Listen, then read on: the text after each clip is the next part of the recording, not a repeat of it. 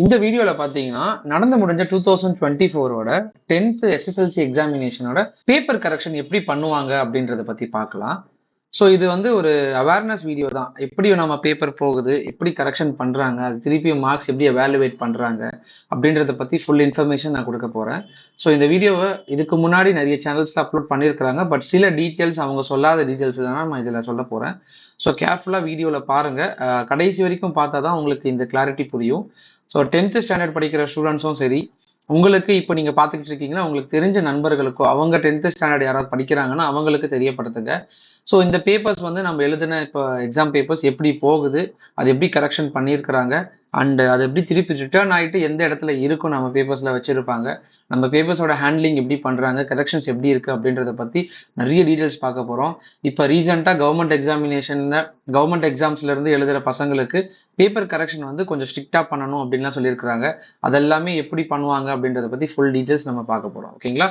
So வீடியோவை இப்போ தான் நீங்கள் பார்க்குறீங்க அப்படின்னா நம்ம வீடியோ பிடிச்சிருந்துச்சுன்னா ஃபைனலாக பார்த்து முடிச்சுட்டு லைக் பண்ணுங்க. அண்ட் உங்களுக்கு வேற ஏதாவது தகவல் வேணும்னா நீங்கள் கமெண்ட்ல தெரியப்படுத்துங்க. 10th 11th 12th யார் நம்ம சேனலை இப்போ பார்த்துக்கிட்டு இருக்கீங்களோ, இந்த வீடியோ பார்த்துட்டு இருக்கீங்களோ, நீங்கள் இந்த நம்ம சேனலை இன்னும் சப்ஸ்கிரைப் பண்ணலைன்னா சப்ஸ்கிரைப் பண்ணிடுங்க.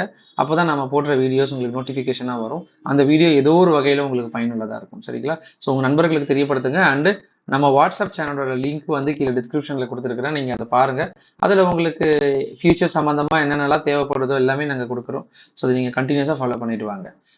So before that get in to topic, நம்ம எக்ஸாம்ஸ் வந்து ஷெட்யூல் நமக்கு தெரியும். இதுதான் டைம் டேபிள் பண்ணி நமக்கு நடந்துச்சு எக்ஸாமு. கரெக்டாக அவங்க எஸ்எஸ்எல்சி எக்ஸாமினேஷன் அந்த வேல்யூவேஷன் கேம்ப் ஷெட்யூல் சொல்லிட்டு கரெக்ஷன் பண்ணுறதுக்கு முன்னாடி ஒரு டேபிள் வந்து அனௌன்ஸ்மெண்ட் பண்ணுவாங்க. நம்ம பேப்பர் எப்படி போகும், எந்தெந்த இடத்துல எந்த டேட்டில் போகும் அப்படின்றத சொல்லியிருக்கிறாங்க. ஸோ 8ஆம் தேதி நடந்து முடிஞ்ச அந்த எக்ஸாமினேஷனை வந்து 10ஆம் தேதி கரெக்டாக, அதாவது ஏற்கனவே முடிஞ்சிச்சு, 10ஆம் தேதி வந்து ஒரு கேம்ப்ல எடுத்துன்னு போயிட்டு மொத்த பேப்பரையுமே கலெக்ட் பண்ணி என்ன பண்ணுவாங்க, அந்த கேம்ப்ல வைப்பாங்க. ஸோ அந்த கேம்ப்னா ஒவ்வொரு டிஸ்ட்ரிக்ட் வைஸாக ஒரு கேம்ப் இருக்கும். இப்போ சென்னைக்கு ஒரு கேம்ப் இருக்கும், கோயம்புத்தூருக்கு ஒரு கேம்ப் இருக்கும், நாமக்கல்லுக்கு ஒரு கேம்ப் இருக்கும். அந்த மாதிரி ஒவ்வொரு டிஸ்ட்ரிக்ட்டுக்குமே ஒரு கேம்ப் இருக்கும். அந்த கேம்ப்ல எடுத்துன்னு போயிட்டு கலெக்ட் பண்ணி வைப்பாங்க.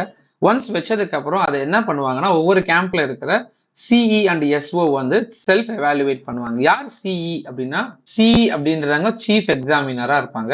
அண்ட் எஸ்ஓ அப்படின்ற ஒரு செக்ஷன் ஆஃபீஸரா இருப்பாரு. ஓகேங்களா? ஸோ இந்த கேம்ப்ல 10ஆம் தேதி போன அந்த பேப்பரை வந்து 12ஆம் தேதி, அதாவது இன்னைக்குல இருந்து தான் கரெக்ஷன் பண்ண ஸ்டார்ட் பண்ணுவாங்க. ஓகேங்களா?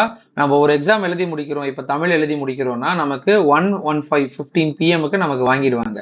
ஒன்ஸ் அது வாங்கினதுக்கு அப்புறம் அது என்ன பண்ணுவாங்கன்னா, ஒரு கண்ட்ரோல் ரூமுக்கு ஒரு ரூமுக்கு மூவ் பண்ணுவாங்க. அந்த ரூம்ல வந்து ஒவ்வொரு ஷீட்லயுமே வந்து நமக்கு இப்போ ஆன்சர் ஷீட் இருக்கு. அந்த ஆன்சர் ஷீட்ல வந்து உங்களுக்கு இது ஒரு பார்ட்டு, இது ஒரு பார்ட் இருக்கும், இது ஒரு பார்ட் இருக்கும், டீட்டெயில்ஸ் நமக்கு மென்ஷன் பண்ணிடுவாங்க.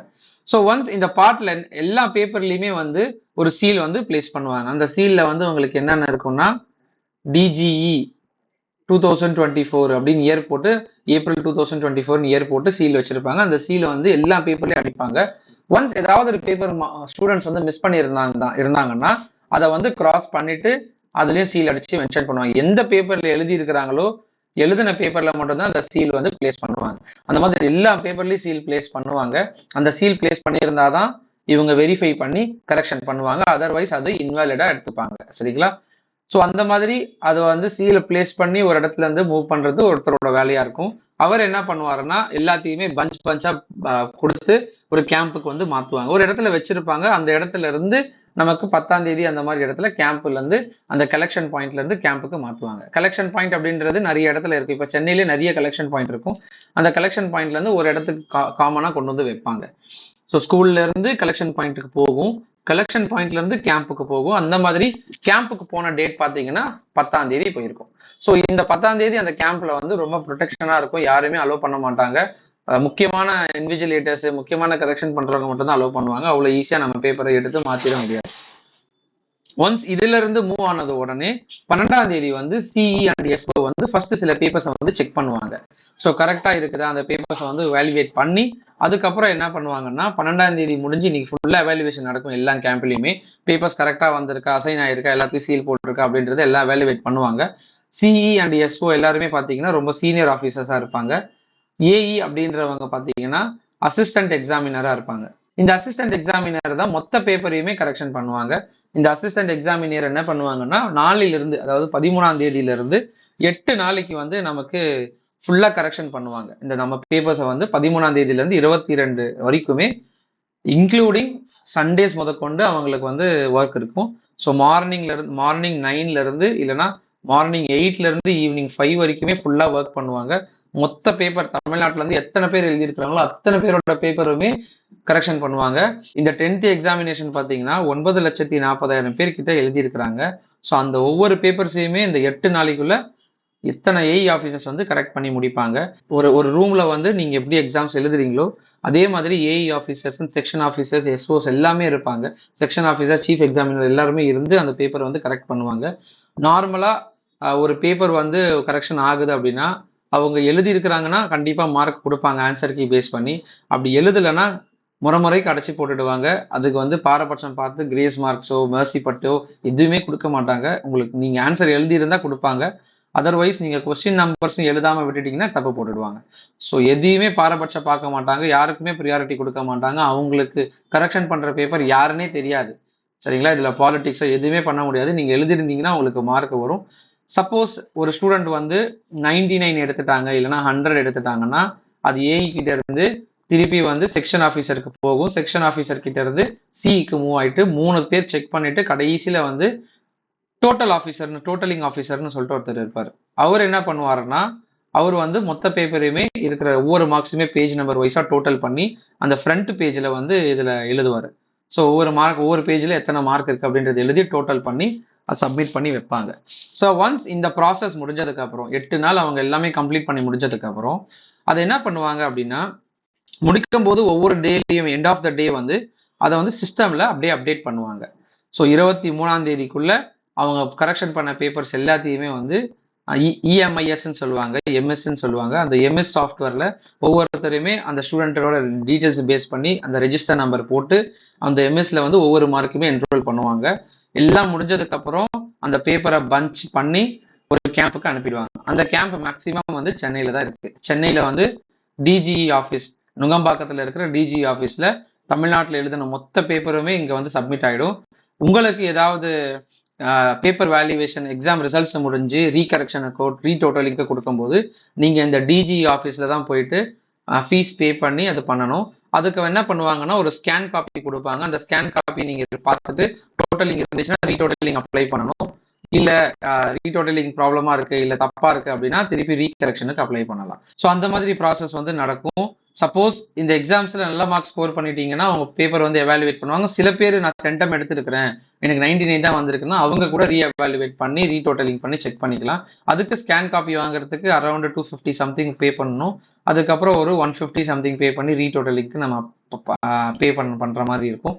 அது எல்லாமே சென்னையில தான் வந்து பண்ற மாதிரி இருக்கும். வேற எங்க ஆஃபீஸ்லயுமே அது வச்சிருக்க மாட்டாங்க. ஏன்னா ஒவ்வொரு பேப்பர்ல இருக்கிற ஒவ்வொரு மார்க்ஸுமே ரொம்ப இம்பார்ட்டன்ட். ஒருத்தரோட தலையெழுத்தை மாற்ற போறது. அதனால அதை ரொம்ப கேர்ஃபுல்லா ஹேண்டில் பண்ணுவாங்க. யாருமே சாதாரணமா நினைக்கவே மாட்டாங்க. இங்க ஒர்க் பண்ற ஏஇ எவாலுவேஷன் பண்றவங்க எல்லா ஸ்டாஃபுமே கவர்மெண்ட் அண்ட் பிரைவேட் ஸ்கூல் ஸ்டாஃப்ஸா இருப்பாங்க. அவங்களுக்கு எல்லாருக்குமே ஒரு ஆன்சர் கீ கொடுத்துருவாங்க.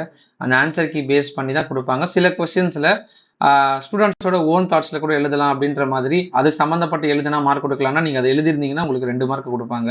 1 மார்க்ஸ் மட்டும் கரெக்டா அந்த ஆன்சர் கீ பேஸ் பண்ணி தான் எழுதணும். ஸோ அதில் என்ன இருக்குதோ அதை தான் கரெக்ஷன் பண்ணுவாங்க. எக்ஸ்ட்ரா 1 மார்க்கோ 2 மார்க்கோ அதெல்லாம் போட மாட்டாங்க. ஆனா எனக்கு தெரிஞ்சு நீங்க ஒரு 34 அண்ட் ஆஃப் 34ல எடுத்திருந்தீங்கன்னா 35 போடுறதுக்கு வாய்ப்பு இருக்கு. ஜஸ்ட் பாஸ் பண்றாங்க யாருக்கெல்லாம் 35 கரெக்டா வந்திருக்கோ அவங்க எல்லாமே பாவப்பட்டு மார்க் போட்டிருக்காங்க அப்படின்னு நினைக்கலாம். சரிங்களா? ஸோ இதை விட மார்க் ஸ்கோர் பண்ணி வந்தவங்க வந்து கரெக்டாக நீங்கள் என்ன பேப்பரில் என்ன எழுதிருக்கீங்களோ அதை பேஸ் பண்ணி தான் மார்க் போட்டிருக்காங்கன்னு சொல்லிட்டு சொல்லலாம். ஆனால் கரெக்டாக 35 தான் ஜஸ்ட் பாஸ் ஆக்கியிருக்கிறாங்க அப்படின்னா அவங்க எக்ஸாமினர்ஸ் வந்து கரெக்ஷன் பண்ணி உங்கள் பேப்பரை ஜஸ்ட் பாஸ் பண்ணி விட்டுருக்காங்க அப்படின்னு அர்த்தம். ஸோ யாருமே வந்து ரொம்ப அரகண்டாலாம் கரெக்ஷன் பண்ண மாட்டாங்க. ரொம்பவே ரிலாக்ஸ்டாகவும் ஃப்ரீயாகவும் தான் கரெக்ஷன் பண்ணுவாங்க. ஏன்னா அவங்களுக்குமே ஸ்டூடெண்ட்ஸோட மென்டாலிட்டி என்னதுன்னு தெரியும்.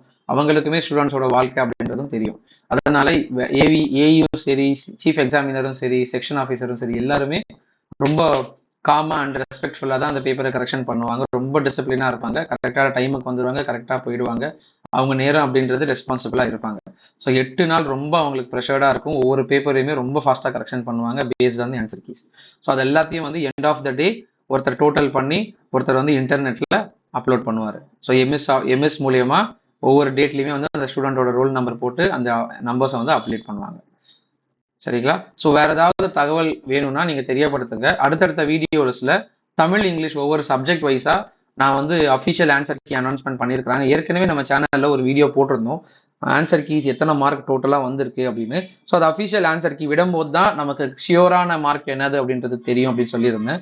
அந்த அஃபிஷியல் ஆன்சர் கீயை வந்து நான் தனித்தனியாக அப்லோட் பண்ணுறேன் ஒவ்வொரு சப்ஜெக்ட் வைஸா. ஸோ நீங்கள் அதை பாருங்க. ஆப்ஷனல் லாங்குவேஜ் தவிர மற்ற 5 சப்ஜெக்ட்ஸுக்கான அந்த வீடியோஸை நான் அப்லோட் பண்ணுறேன். நீங்கள் பாருங்க. வேற ஏதாவது தகவல் வேணும்னா நீங்க கமெண்ட்ல தெரியப்படுத்துங்க. Will meet you in the another video.